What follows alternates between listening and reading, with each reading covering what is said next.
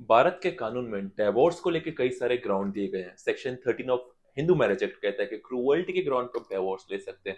अगर पति पत्नी 2 साल से ज्यादा अलग रहते हैं तो डेजिशन का ग्राउंड होता है।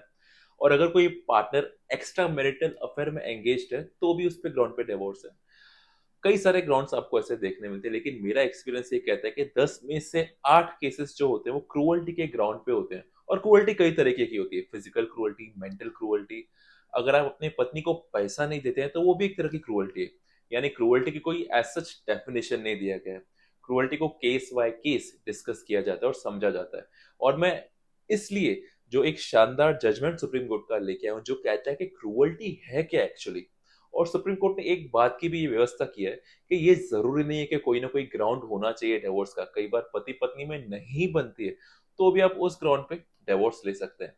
आज मैं बात करूंगा वो जजमेंट के बारे में जो क्रूअल्टी के ग्राउंड के बारे में डिटेल बताएगा। और उस ग्राउंड के बारे में अगर आपकी पार्टनर से नहीं बनती है तो आप कैसे डिवोर्स ले सकते हैं। Welcome back to my page. मैं हूं आपका दोस्त एडवोकेट कुणाल चंद्रमानी और आप मेरे साथ देख रहे हैं लीगल गॉसिप्स। ये वो पेज है, वो चैनल है जो आपको जागरूक करता है आपकी हर एक छोटी जानकारी के साथ। शुरू करते हैं आज का ये खास इंपॉर्टेंट वीडियो। आज मैं बात कर रहा हूं सुप्रीम कोर्ट की 2024 की लैंडमार्क जजमेंट रूपा सोनी वर्सेस कमल नारायण सोनी, जिसकी मैं नीचे डिस्क्रिप्शन में लिंक दे दी है, आप पढ़ सकते हैं। इस केस के अंदर हस्बैंड एंड वाइफ की 2002 में शादी होती है। उनकी शादी जब आगे बढ़ती है 2006 में उनका एक बच्चा भी होता है। जैसे बच्चा होता है ऐसा वाइफ का कहना होता है कि उनके बाद उनका रिलेशनशिप खराब होने लगता है, झगड़े बढ़ने लगते हैं एज यूजुअल, और वो डिसाइड करते हैं कि हम दोनों एक दूसरे के साथ नहीं रहेंगे। वाइफ फाइनली 498 ए का जो एफआईआर है वो भी करती है। और सेक्शन 13 में आपका जो है क्रूअल्टी के ग्राउंड पे ये आप एक डिवोर्स पिटिशन भी फाइल कर देते हैं। और ये जो क्रूअल्टी का आपको मैं ग्राउंड कहूंगा, इसके अलावा भी 6-7 ग्राउंड है जिसके बेसिस पे आप डिवोर्स ले सकते हैं। और डिवोर्स फाइल करने के लिए आपको आपके शहर के फैमिली कोर्ट में अप्रोच करना रहता है। वैसे वीडियो में आगे बढ़े इससे पहले मैं एक जरूरी अनाउंसमेंट दूं। मैंने डिस्क्रिप्शन में अपना व्हाट्सएप नंबर दिया है। अगर आपको कुछ समस्या है, कानूनी समस्या है, तो आप मुझे या मेरी टीम से अपॉइंटमेंट लेके कनेक्ट हो सकते हैं।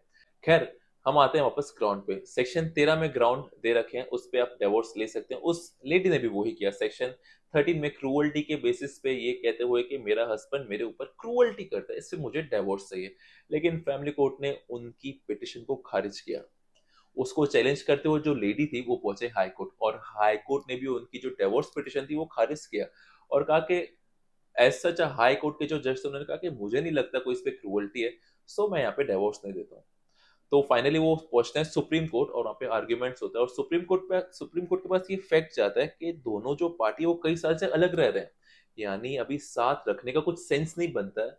तो आप सिर्फ इसको फोर्स कर रहे हैं और वो गलत है। अदरवाइज वैसा कुछ उन दोनों के बीच में रहा नहीं है। तो सुप्रीम कोर्ट ने क्रूअल्टी के बात को थोड़ा डिटेल में डिस्कशन किया और कहा कि क्रूअल्टी है क्या।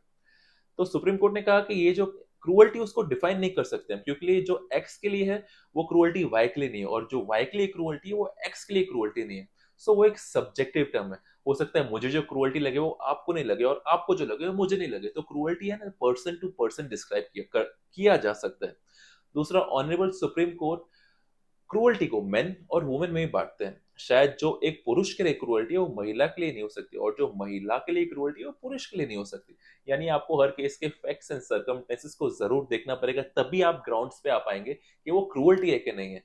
और क्रूअल्टी प्रूव कौन करेगा, तो बर्डन ऑफ प्रूफ हमेशा उसके पास होता है जो कोर्ट के अंदर अपनी पिटिशन लेके आता है।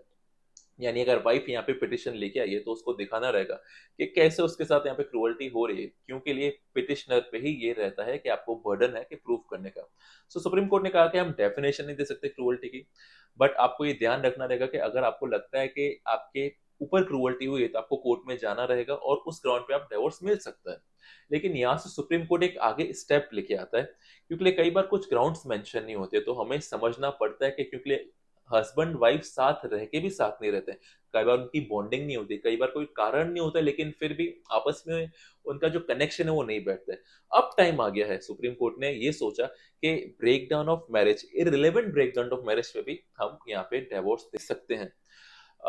अगर बॉन्डिंग नहीं है और कोई पॉइंट नहीं है आपकी शादी को बचाने का, और कोई फ्यूचर भी आपको नहीं लगता है कि आप लोग साथ में रहें, तो उस ग्राउंड पे आपको डिवोर्स मिल सकता है। सुप्रीम कोर्ट ने इस मैटर में यही कहा कि जब सुप्रीम कोर्ट को लगा कि दोनों पार्टी कई साल से अलग रह रहे हैं, वो सिर्फ एक डिवोर्स की फॉर्मल डिग्री फॉर्मल ऑर्डर का वेट कर रहे हैं, और अगर वो आ जाए तो वो दूसरी शादी करेंगे और लाइफ में आगे बढ़ेंगे। इसके अलावा लाइफ में कुछ उनका बचा नहीं है।